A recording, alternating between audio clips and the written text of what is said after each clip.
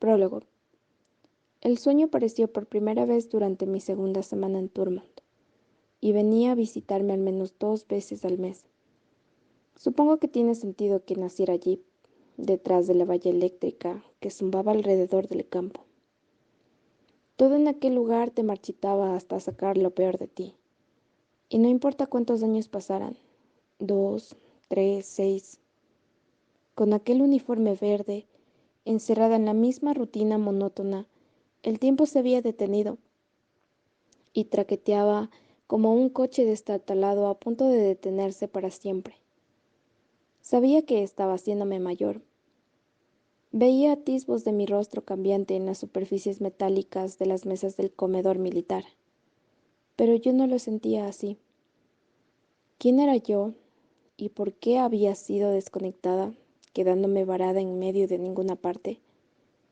Me preguntaba si seguía siendo Rubí. En el campo no tenía un nombre escrito en la parte exterior de la puerta de mi compartimiento. Yo era un número, el 3285. Yo era una carpeta en un servidor o simplemente estaba encerrada en un archivador de metal gris. Las personas que me habían conocido antes del campo ahora ya no me reconocían. Siempre empezaba con el mismo trueno, la misma explosión de sonido.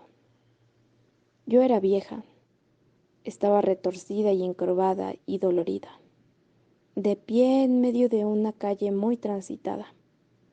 Puede que fuera en algún lugar de Virginia, de donde era yo, pero había pasado tanto tiempo desde que estuve allí por primera vez que no podía decirlo con seguridad. Los coches pasaban en ambas direcciones por un tramo de carretera oscura. A veces oía el trueno de una tormenta que se acercaba. Otras veces el estruendo de los claxones de los automóviles aumentando cada vez más y más y más a medida que se acercaban. A veces no oía nada en absoluto. Pero aparte de eso, el sueño siempre era el mismo. Un grupo de coches negros idénticos frenaban derrapando hasta detenerse cerca de mí. Y luego, tan pronto como levantaba la vista, invertía la dirección. Todo lo hacía.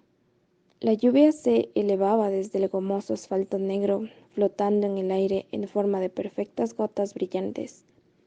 El sol se deslizaba hacia atrás a través del cielo, persiguiendo a la luna, y a medida que pasaba cada ciclo, podía sentir mi vieja y encorvada espalda estirarse hueso a hueso hasta que me ponía de pie, de nuevo erguida.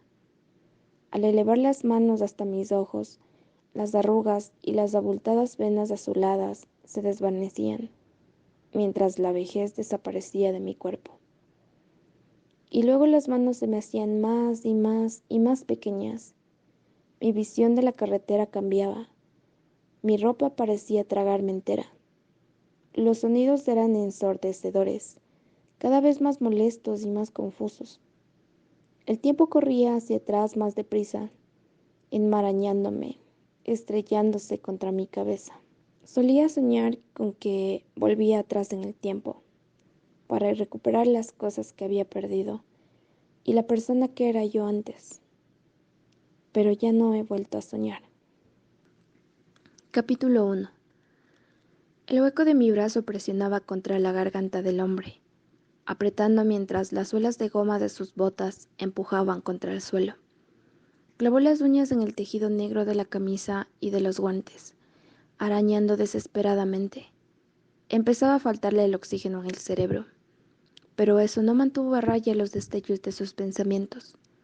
Lo vi todo.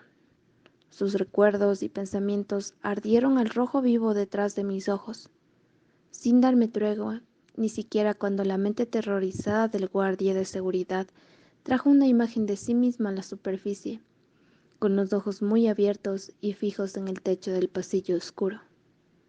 Muerto, tal vez. Sin embargo, no iba a matarlo. El soldado me pasaba una cabeza entera, y sus brazos eran del tamaño de mis piernas. La única razón por la que había conseguido saltarle encima era porque estaba de espaldas a mí. El instructor Johnson llamaba a esa llave el bloqueo de cuello, y él mismo me había enseñado toda una colección: el abrelatas, el crucifijo, la maniobra de cuello, la doble Nelson, el tornado, el bloqueo de muñeca y el chasquido de columna, solo por nombrar algunos cuantos. Todos los medios por los que yo, una chica de unos 70 de estatura, podía inmovilizar a alguien que me superaba físicamente, suficiente como para no tener que usar un arma. Ahora el hombre estaba medio alucinado. Deslizarme su mente fue rápido y fácil. Todos los recuerdos y pensamientos que emergieron a la superficie de su conciencia se tiñeron de negro. El color sangraba a través de ellos como una mancha de tinta sobre papel mojado. Y fue entonces, solo después de haberme introducido en él, cuando aflojé mi brazo en su cuello. Probablemente eso no era lo que se esperaba cuando salió por la entrada lateral oculta de la tienda para fumarse un cigarrillo. El mordisco del aire gélido de Pensilvania había enrojecido las mejillas brillantes debajo de la barba pálida de aquel hombre. Dejé escapar un solo resoplido de aliento caliente detrás de la máscara de esquí y me aclaré la garganta, con plena conciencia de los 10 pares de ojos fijos en mí. Mis dedos temblaban mientras se deslizaban a través de la piel del hombre, que olía a humo rancio y a los chicles de menta que usaba para tratar de ocultar su mala costumbre. Me incliné hacia adelante, presionando 2 dedos contra su cuello. «Despierta», le susurré. El hombre se esforzó en abrir sus ojos grandes e infantiles. Algo en mi estómago se encogió. Miré por encima del hombro al equipo táctico detrás de mí, que contemplaba la escena en silencio, los rostros invisibles detrás de sus máscaras. «¿Dónde está el prisionero 27?» le pregunté. Estábamos fuera de la línea de visión de las cámaras de seguridad. Razón, supongo, por la que aquel soldado se había sentido lo suficientemente seguro como para salir a tomarse un descanso no programado. Pero yo estaba más que ansiosa por terminar aquella parte. «Date prisa», dijo Vida a mi lado, con los dientes apretados. Me temblaron las manos mientras una oleada de calor me subía por la espalda cuando el líder del equipo se puso detrás de mí. Pero no me dolió como solía hacerlo. No me estrujó, retorciéndome la mente en nudos de puro dolor. En cambio, me hizo sensible a los fuertes sentimientos de alguien que se encontraba cerca de mí, junto a la repulsión de aquel hombre, su odio negro. Con el rabillo del ojo pude ver el pelo oscuro de Rob. De sus labios estaba a punto de salir la orden de seguir adelante sin mí. De las 3 operaciones en las que había participado con él como líder, yo solo había sido capaz de terminar una. «¿Dónde está el prisionero 27?» repetí, espoleando los pensamientos de aquel soldado en mi propia mente. «El prisionero 27». Cuando repitió las palabras, un rictus le crispó su poblado bigote. Las canas le hacían parecer mucho más viejo de lo que realmente era. El archivo de la misión que nos habían encomendado en el cuartel general incluía información sobre todos los soldados asignados a este búnker, también sobre un hombre llamado Max Brommel, edad 41 años, originario de Cody, Wyoming, se mudó a Pittsburgh, Pensilvania, para trabajar de programador. Perdió el puesto cuando se estancó la economía. Una buena esposa, actualmente sin trabajo, y 2 hijos. Ambos muertos. Una tormenta de imágenes turbias inundó cada rincón oscuro y cada grieta de su mente. Vi a una docena de hombres, todos vestidos con el mismo uniforme de camuflaje, y saltando fuera de la parte trasera de una camioneta, y a varios más saliendo de los Humvees, que escoltaban a los vehículos más grandes llenos de delincuentes, sospechosos de terrorismo, y si lo que nos habían comunicado los de inteligencia de la Liga de los Niños era correcto, a uno de nuestros mejores agentes.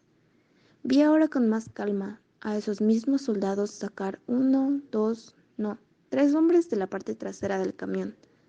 No eran oficiales de las Fuerzas Especiales PSI, ni del FBI ni de la CIA, y definitivamente no era un equipo de SWAT o de los SEAL, que probablemente podría haber aplastado nuestra pequeña fuerza con un golpe rápido.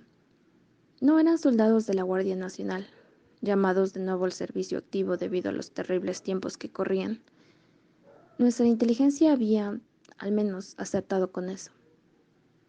Los soldados ajustaron firmemente las capuchas sobre las cabezas de los prisioneros y luego los obligaron a bajar las escaleras de la tienda abandonada hasta la puerta metálica corredera del búnker que se ocultaba debajo. Después de que gran parte de la ciudad de Washington fuera destruida por la que el presidente Gray afirmó que era un grupo de retorcidos niños PSI, tuvo especial cuidado en construir estas llamadas mini fortalezas para toda la costa por si se daba otra emergencia de esa magnitud. Algunos búnkeres se construyeron debajo de hoteles, otros en las laderas de las montañas y algunos como este estaban ocultos a la vista de pequeños pueblos, en tiendas o edificios gubernamentales.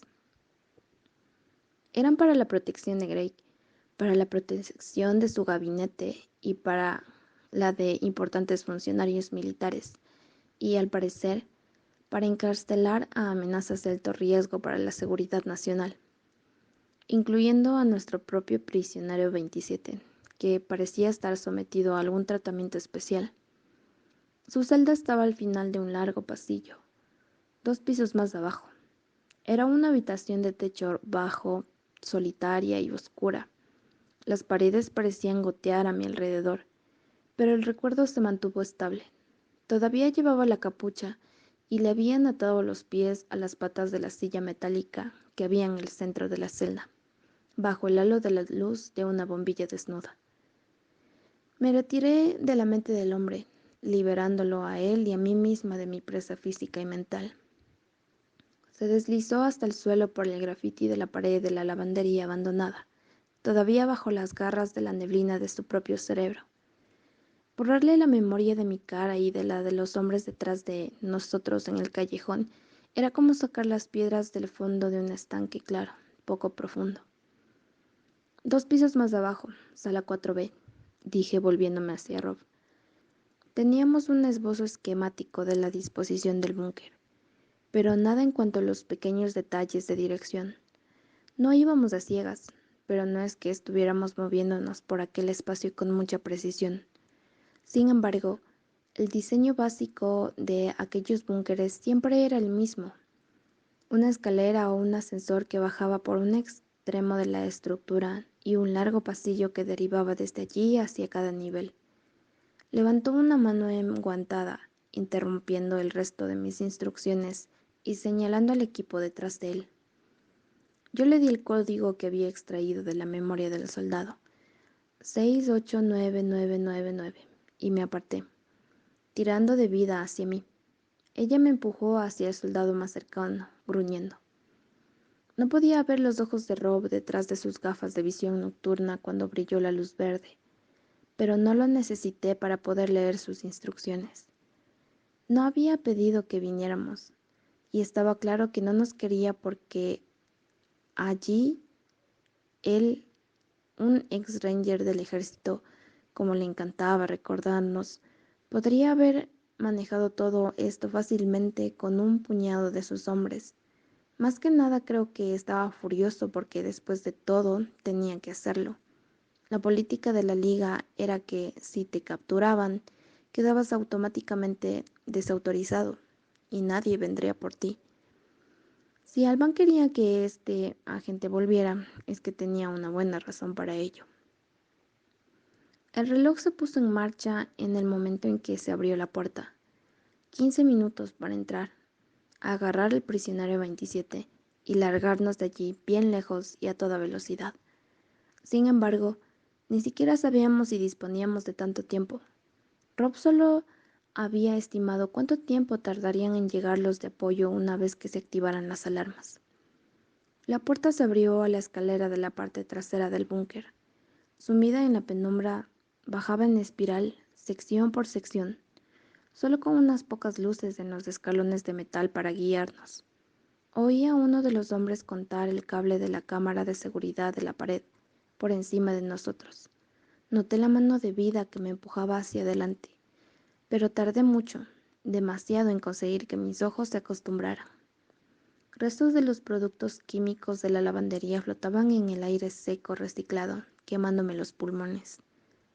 Entonces empezamos a movernos, rápido, y tan silenciosamente como un grupo de personas calzadas con pesadas botas militares puede bajar tronando por un tramo de escaleras. Me zumbaba la sangre en los oídos cuando Vida y yo llegamos al primer rellano. 6 meses de entrenamiento no era mucho tiempo, pero había sido suficiente para enseñarme a cómo mantener alrededor de mi núcleo la ya familiar armadura de mayor concentración. Algo duro se estalló contra mi espalda. Después algo todavía más duro, un hombro, una pistola y luego otra, y más hasta que la cosa adoptó un ritmo tan constante que me veía obligada a presionar contra la pared del rellano del búnker para evitar los golpes. Vida dejó escapar un ruido fuerte cuando el último del equipo pasó por delante de nosotros. Solo Rob se fijó en nosotras y se detuvo para hablarnos. Cúbrannos hasta que hayamos terminado, y luego monitoreen la entrada. Ahí mismo, no abandonen su posición. Se supone que nosotras, empezó a decir Vida. Di un paso hacia ella, interrumpiéndola. No, esto no era lo que marcaban los parámetros de operaciones, pero era mejor para nosotras. No había razón alguna para que lo siguiéramos por el búnker y potencialmente hacer que nos mataran. Y ella sabía, nos lo habían taladrado en el cráneo 1 millón de veces, que esta noche Rob era el líder, y la primera regla, la única que importaba cuando llegaba el momento en que el corazón se te sale del pecho por puro terror, era que siempre, incluso frente a un incendio o a la muerte o a la captura, siempre hay que seguir al líder. Vida estaba detrás de mí, lo suficientemente cerca como para que notara su aliento caliente atrás del grueso pasamontañas negro de lana, lo suficientemente cerca como para que su furia se irradiara contra el aire helado de Filadelfia. Vida siempre irradiaba una especie de ímpetu sanguinario, más aún cuando Kate era el líder de una operación. La excitación por probarse a sí misma ante nuestra cuidadora siempre había hecho que desaprovechara las mejores lecciones de su formación. Esto era un juego para ella, un reto, una ocasión para poder demostrar su perfecta puntería, su entrenamiento de combate, sus poderes propios de los azules. A mí me parecía más bien una oportunidad perfecta para conseguir que la matasen. A los 17 años, Vida podía haber sido la alumna perfecta, el estándar en el que la liga podía haber reflejado el resto de sus hijos anormales, pero lo único que contaba era que nunca había sido capaz de dominar su propia adrenalina. No vuelvas a tocarme, gruñó Vida en voz baja, furiosa, y empezó a retroceder para seguirlos por las escaleras. ¿Eres una maldita cobarde que te vas a quedar aquí quietecita? ¿No te importa que nos hayan faltado el respeto? Tú... La escalera vibró bajo mis pies, como si respirara profundamente, solo para dejar salir la explosión inmediatamente después.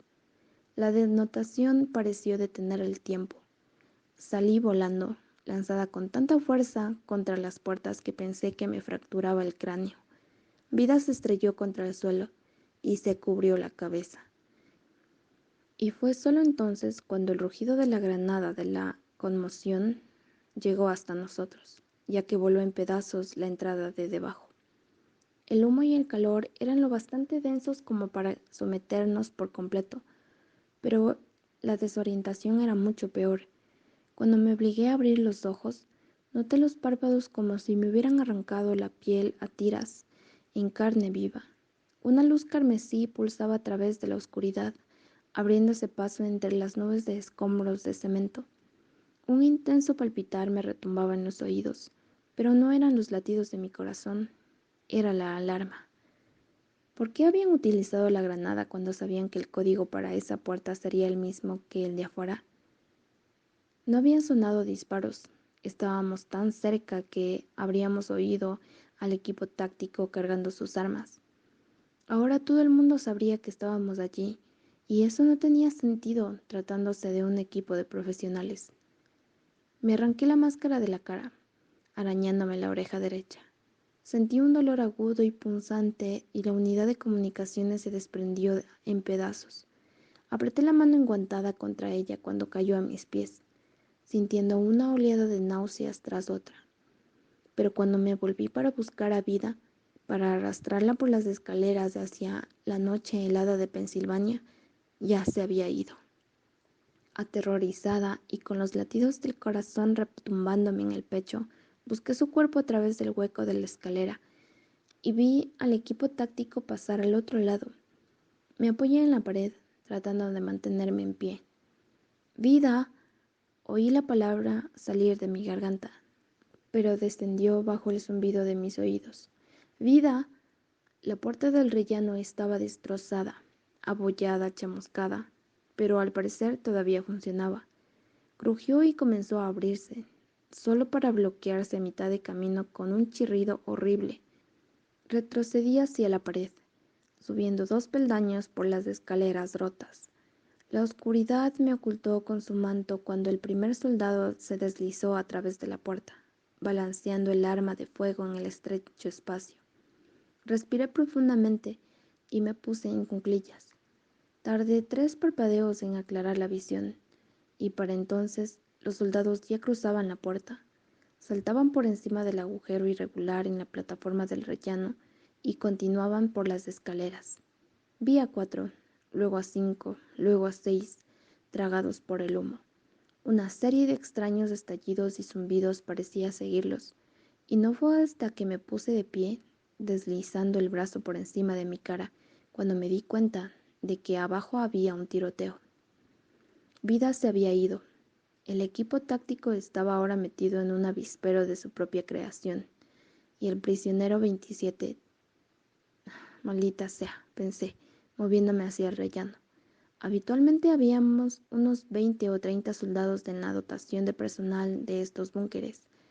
Eran demasiado pequeños para albergar a más, ni siquiera temporalmente.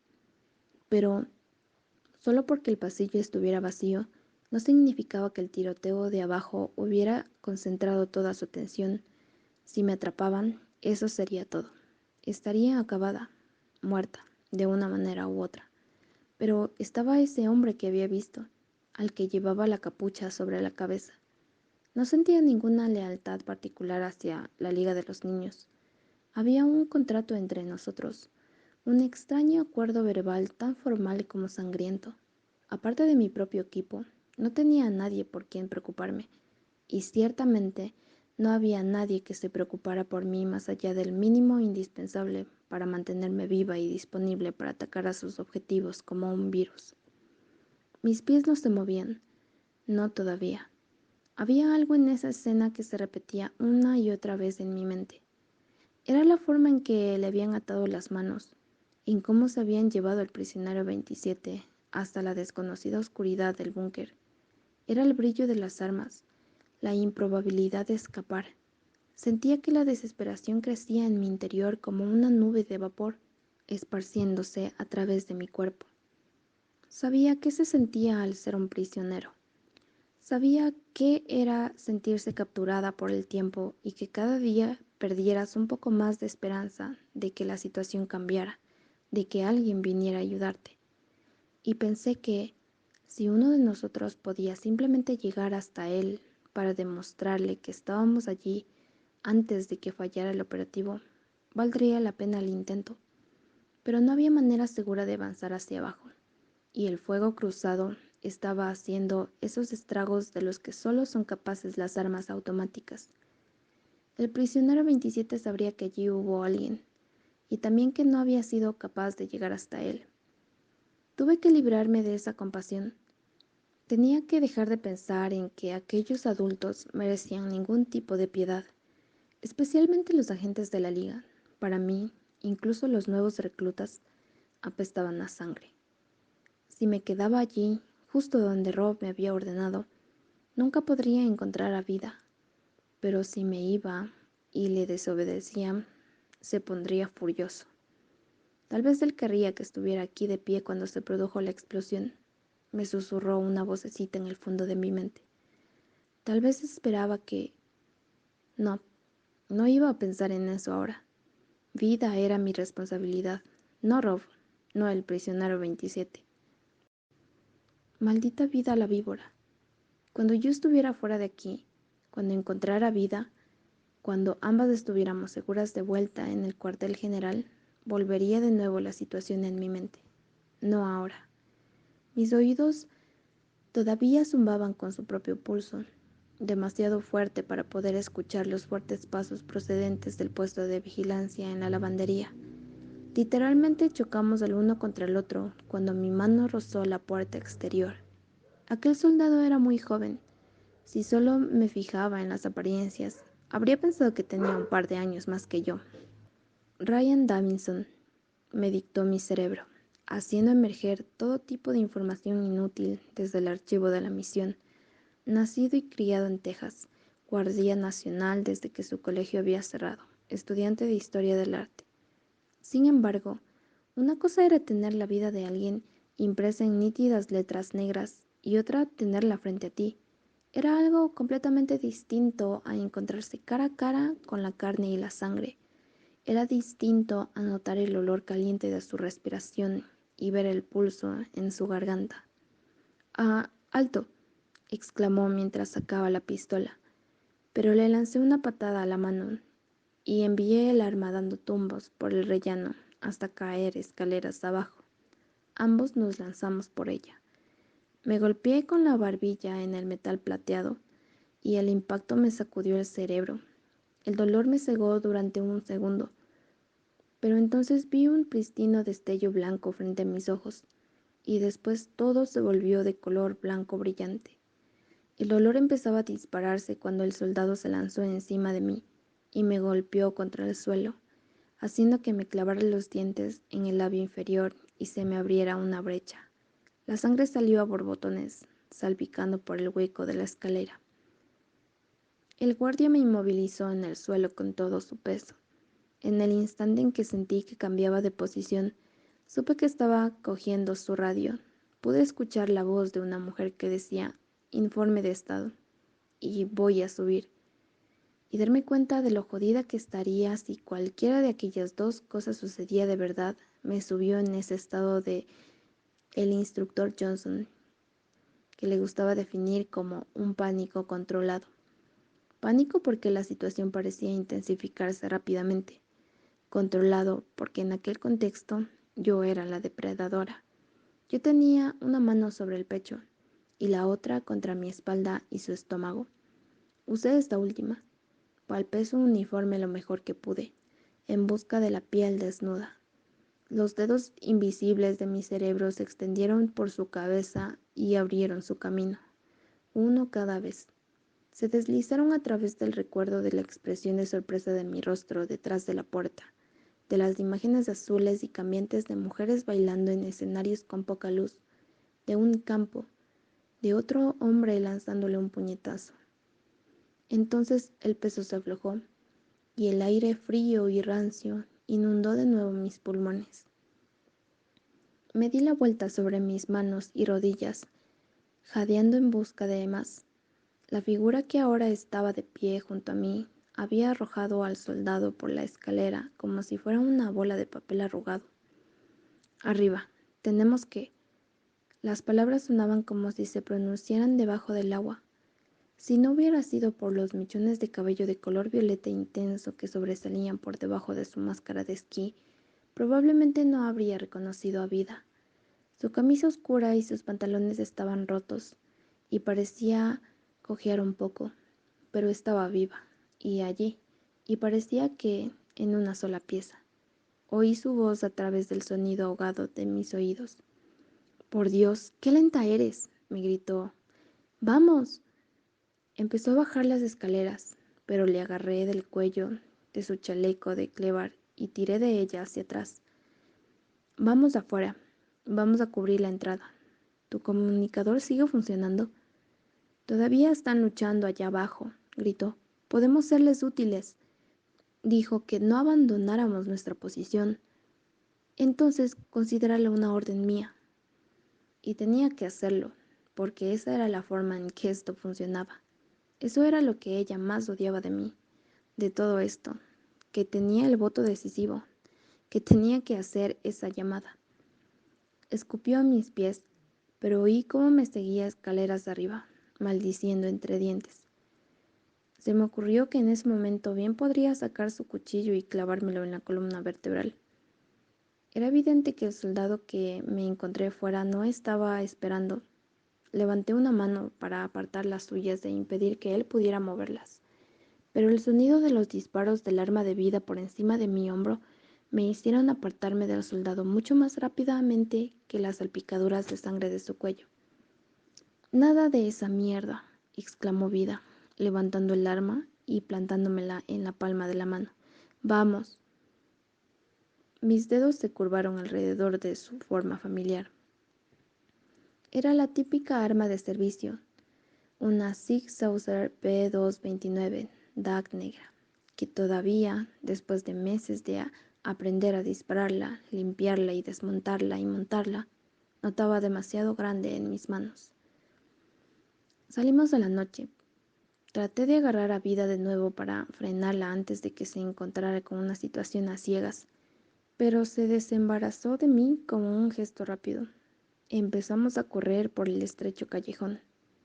Alcancé la esquina justo a tiempo para ver a 3 soldados, chamuscados y sangrando, sacando a rastras a 2 figuras encapuchadas por lo que parecía ser nada menos que la boca de una alcantarilla de la calle.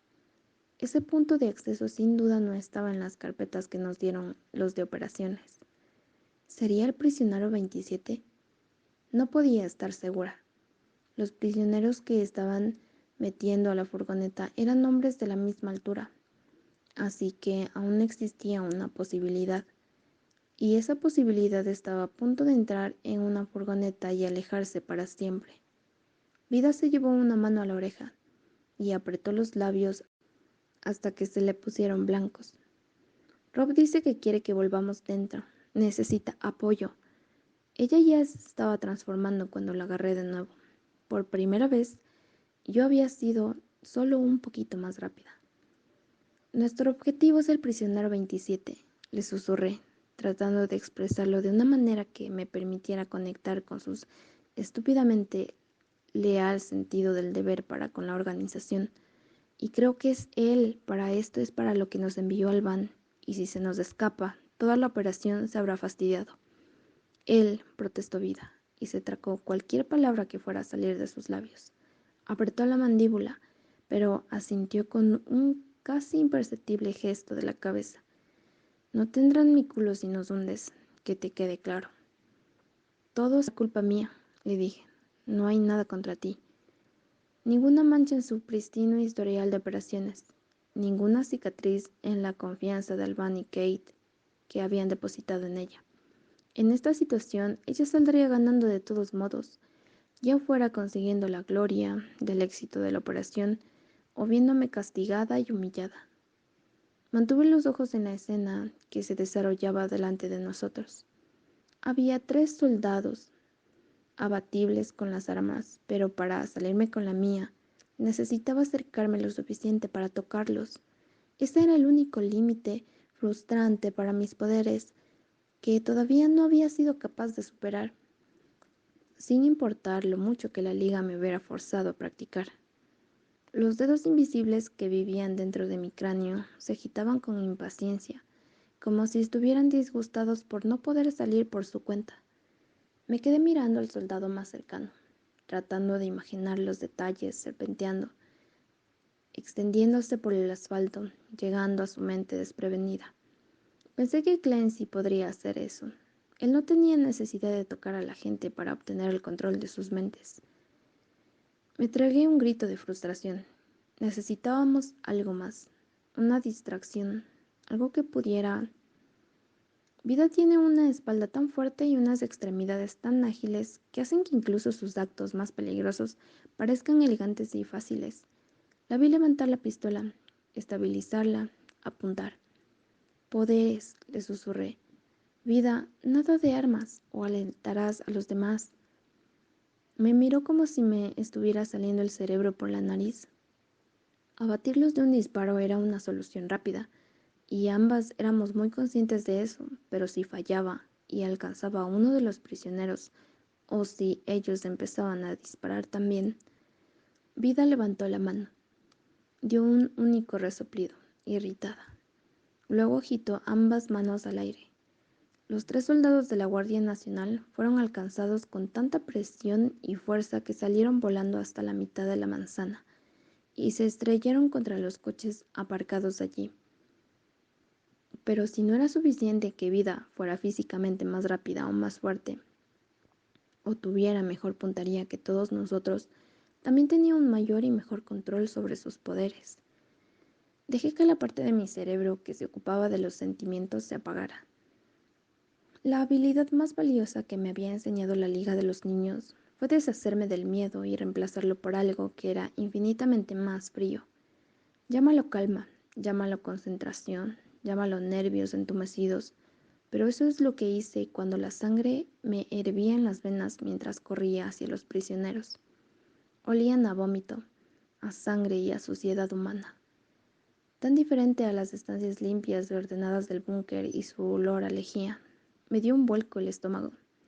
El prisionero más cercano se acurrucó cerca de la cuneta, los brazos atados por encima de la cabeza. Su camisa colgaba a jirones de los hombros, destacando ronchas y quemaduras y contusiones que hacían que su espalda se pareciera más a un plato de carne cruda. El hombre se volvió al oír el sonido de mis pies. Levantó el rostro de la seguridad de sus brazos. Arranqué la capucha de su cabeza. Iba a decirle algunas palabras de consuelo, pero al verlo, mi boca se desconectó de mi cerebro. Los ojos azules entrecerrados bajo una mata de pelo rubio desaliñado, pero yo no podía hacer nada, no podía decir nada, no cuando él se inclinó más hacia la pálida luz amarillenta de la farola. «Muévete, idiota», gritó Vida. «¿Por qué te paras?» Sentí como si hasta la última gota de sangre abandonara mi cuerpo de repente, rápida y limpiamente, como si me hubieran disparado el corazón. Y entonces comprendí por qué Kate había insistido tanto en que me reasignaran a una misión diferente. ¿Por qué me había dicho que no entrara en el búnker? ¿Por qué no me había dado ninguna información sobre el prisionero? Ni un nombre, ni una descripción, y ciertamente ninguna advertencia. El motivo era que el rostro que estaba viendo ahora, más delgado, más marcado y maltratado, era un rostro que yo ya conocía, que él no, pensé, sintiendo que el mundo se temblaba bajo mis pies. Él no. Al ver mi reacción, se puso en pie lentamente y me mostró una sonrisa pícara que luchaba contra una mueca de dolor. Se esforzó hasta erguirse y se tambaleó hacia mí. Parecía roto, pensé, entre el alivio y la urgencia, pero su acento del sur era tan cálido como siempre, aunque su voz era más profunda, más áspera, cuando por fin habló.